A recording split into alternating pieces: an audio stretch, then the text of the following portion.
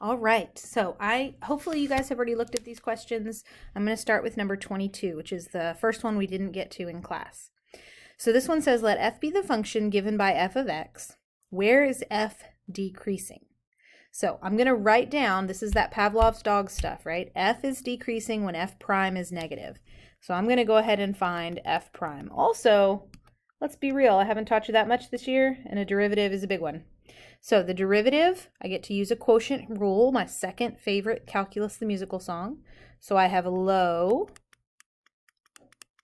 d high minus high d low, all over low low. So f is decreasing when this function f prime is less than 0. But I would like to point out that the bottom of this is always positive. Why is it always positive? Because it's squared. So I really only care about when the top, x squared plus 1 times k minus kx times 2x is negative or less than 0. So I'm going to distribute the k.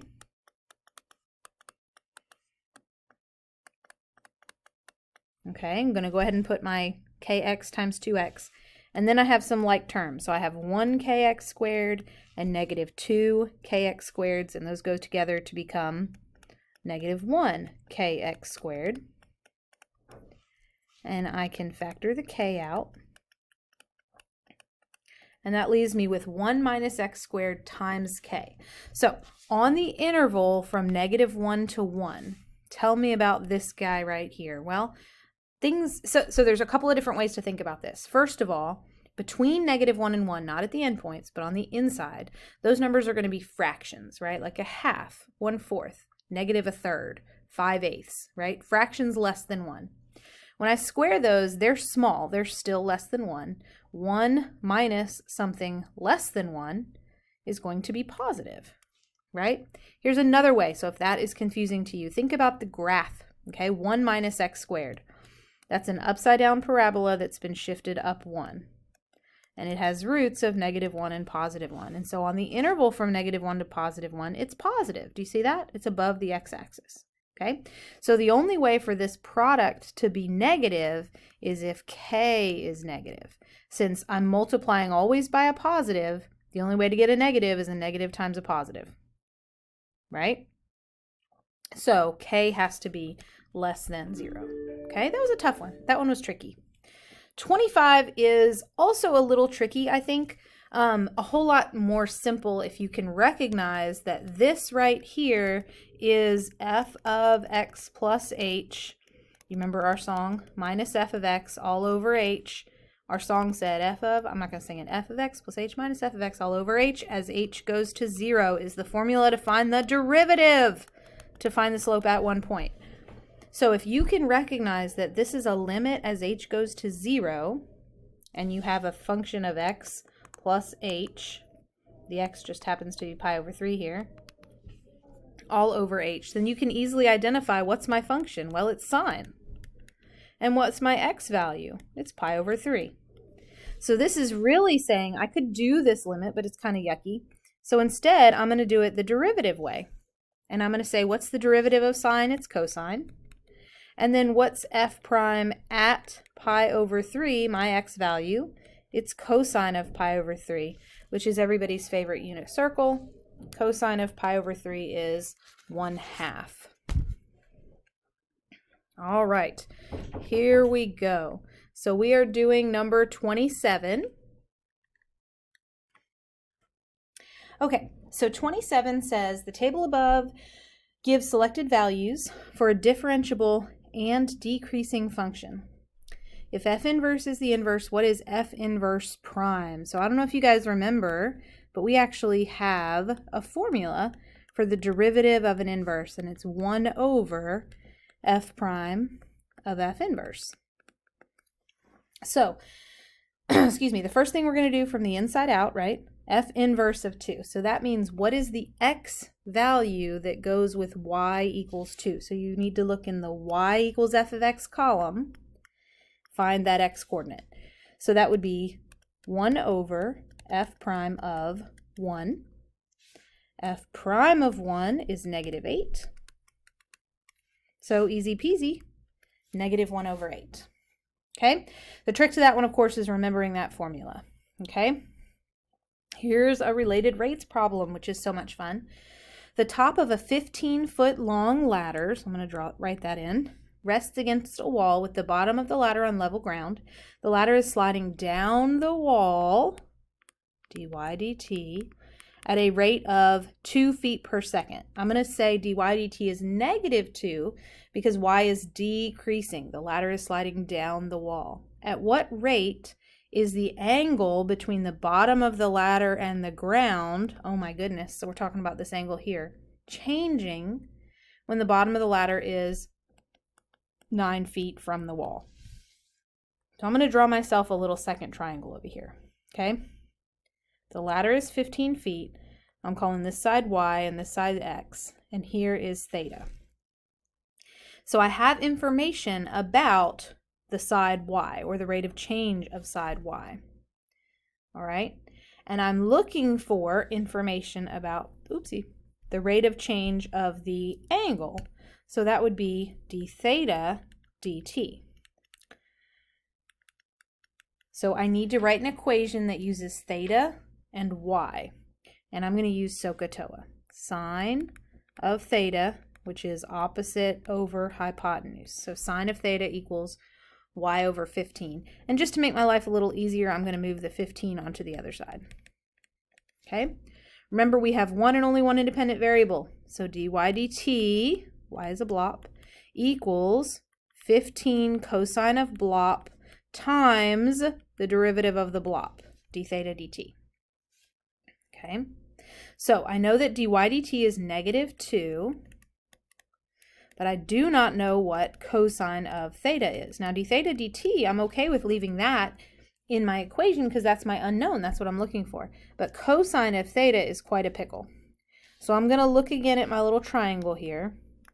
And they told me that we were looking for d theta dt at the instant when the bottom is 9 feet from the wall. So the bottom side of my triangle is 9. So I could definitely find y at that time, couldn't I? You might be asking yourself, why do I need to find y? And actually, you're right, I don't need to find y because I only need cosine of theta. And cosine is adjacent over hypotenuse. I have the adjacent side and I have the hypotenuse. Holy macaroni. So that is 9 over 15 d theta dt.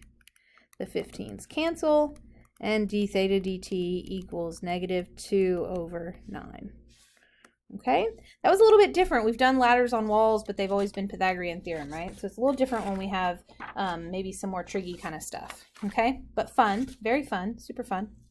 All right, calculator questions. Remember, not all calculator questions will require the use of a calculator. Sometimes they do, sometimes they don't. This one has so many words. The function p models the population of the world in billions of people, where t is the number of years since January 1st, 2010. What does p prime of 1 equals 0.076 represent? Well, first of all, if p is the population, p prime is going to be a rate of change of population. Okay, so it's going to be in billions of people per year. So I'm going to go ahead and look at all my choices. Billion people per year, billion people per year, billion people, nope, not per year. Average billion people per year, billion people per year. So I've gotten rid of one choice, okay? And then I'm going to look at the 1. So it says that t is the number of years since January 1st, 2010. So when t is 1, that means it's been 1 year since January 1st, 2010.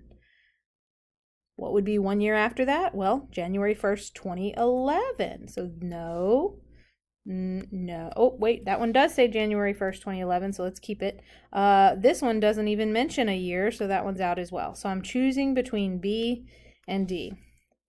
On January 1st, the population was increasing at a rate of billion per year, or from January 1st, 2010 to 2011, the population is increasing at an average rate of change. Well, this is a derivative. You know what we know about derivatives? They are instantaneous rates of change. The rate of change at one point, on one date, the rate of change is 0.076 billion people per year. So the answer choice here is B. Okay. Average rate of change is over an interval, like this next question. So the average rate of change of f from 0 to 10 would be f of 10 minus f of 0 over 10 minus 0. And I have a handy-dandy table here. What's f of 10? Negative 20. And what's f of 0? 5 over 10 minus 0, which is negative 25, over 10, which is negative 5 halves. That was not too shabby of a problem. Showed up on the calculator section. Did I need a calculator? I did not. The table above, another table. This is fun. What is the value of h prime of 0 when given a formula for h? These types of questions are really, like this is just testing the quotient rule. It's hidden with words here, but they're really saying, do you know or do you not know the quotient rule? And we do because we have a super great song. And so the derivative of h, remember, is low d high minus high d low all over low low. Low times low, g times g, g squared. And so I'm just going to pull these numbers off the table, right? At 0, g of 0 is 2. F prime of 0 is 4. F of 0 is 3. G prime of 0 is pi. G of 0 is 2. And so this is 8 minus 3 pi over 4. So that one was A. That one's not too shabby at all, I don't think. All right, I have 3 more minutes till my timer runs out. Let's see how many of these I can do. I might have to make a second video for you guys. The graph of f prime is shown above. The line tangent to the graph of f prime at x equals 0 is vertical. So they're saying we have a vertical tangent line here. And f prime is not differentiable at 2 because there's a cusp, right? Which of the following is true? Okay. F prime does not exist at 2. Look, that's a tempting answer. Okay. F prime is not differentiable, which means f prime's derivative doesn't exist at 2. But f prime at 2 exists. It's right there. It's a point. I see it. It's right there. I've drawn too much on this now, okay? But we have a cusp here. So it's not differentiable, but it certainly does exist. F is decreasing from 2 to 4. For f to be decreasing, f prime would have to be negative, right? Is f prime negative? Nope. The graph of f has a point of inflection. F has an inflection point when f prime goes from increasing to decreasing or decreasing to increasing. Does that happen at 2? Absolutely. Even though the graph of f prime is not differentiable, so the second derivative doesn't exist, it's still okay, right? As long as f prime goes from increasing to decreasing, we get an inflection point. How come f does not have an inflection point at 0? Because f prime goes from increasing to increasing. Saddle point. F has a local maximum at x equals 0. It doesn't. What does f have? A minimum. How come? Because f prime goes from negative to positive at x equals 0. So C is the only choice that is correct. Okay, I'm going to stop here and I'm going to make you guys a second video and we'll start with number 83 in the next video.